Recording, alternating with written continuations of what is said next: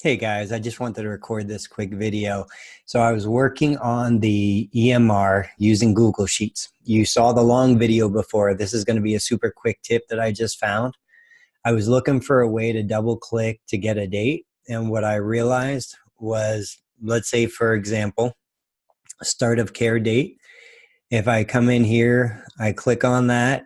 I just leave the pointer there. See how it says validation, double click for date. If I double click that, it opens up this menu.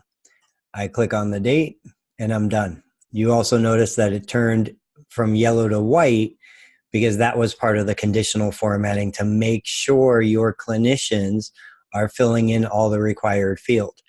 HICN is not a required field. It's not yellow. Of course, you can change that to whatever you want.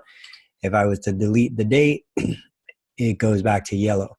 So I do that on all my little date fields. I'm going to show you how to do this feature now in case you're building your own EMR.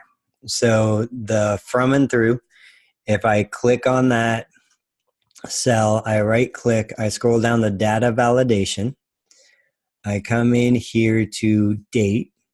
And then what shows that little message is I say show validation health tip, double click for date, save it. Now when I come there it is. I double click and there you go. So these are the little tips that I want you guys to understand that will streamline the process. It just makes things easier, faster, smoother. As I keep coming up with these little tips, I'll keep sharing them. If you want full access to the full EMR in G Suites, just let me know. There's a couple different ways you can get it, but basically anybody who's in the 0 to paid Medicare billing course gets it for free.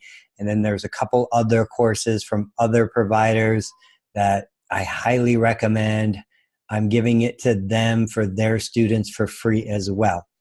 But certainly you can make it yourself. It just depends on how much time you want to put in. All right, guys, I'm going to wrap it up. I'm going to keep working on this little tool, and I will catch you guys next time.